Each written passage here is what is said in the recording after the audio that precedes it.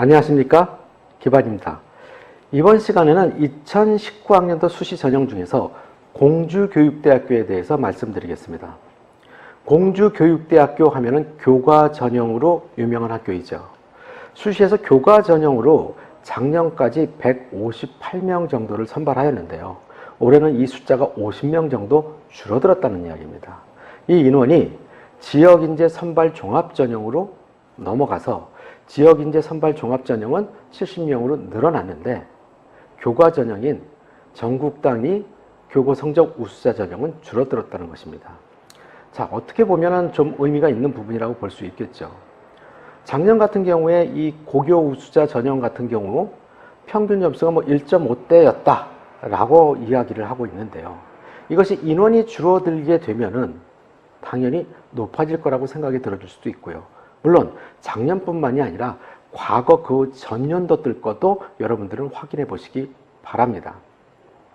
또 한 가지는 2배수에서 3배수로 늘어났기 때문에 1단계에 선발되는 인원수는 그렇게 숫자가 변동이 없을 수 있다라는 분을 놓고 봤을 때, 그럼 과연 공주교육대학교 교과 전형은 성적이 올라갈 것이냐 내려갈 것이냐, 이거는 지나봐야 알겠지만 이런 부분들을 여러분들이 꼼꼼하게 살펴보시기 바랍니다.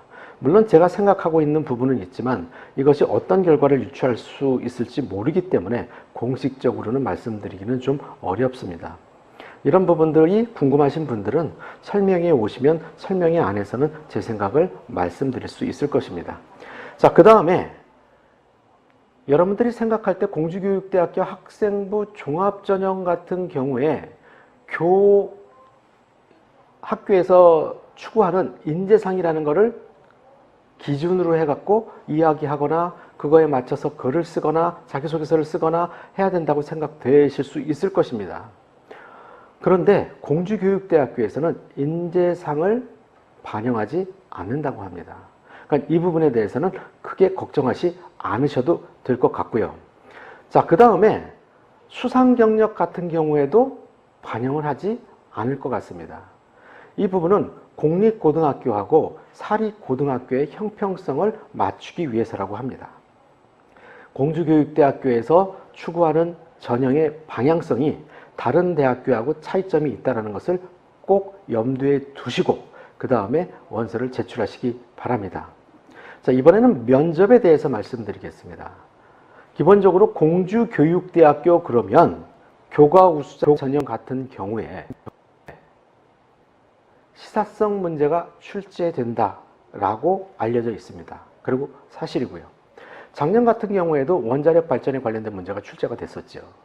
작년에 원자력 발전에 관련된 문제들이 많은 논란이 있었죠. 그래서 그 문제가 출제됐었던 것 같습니다.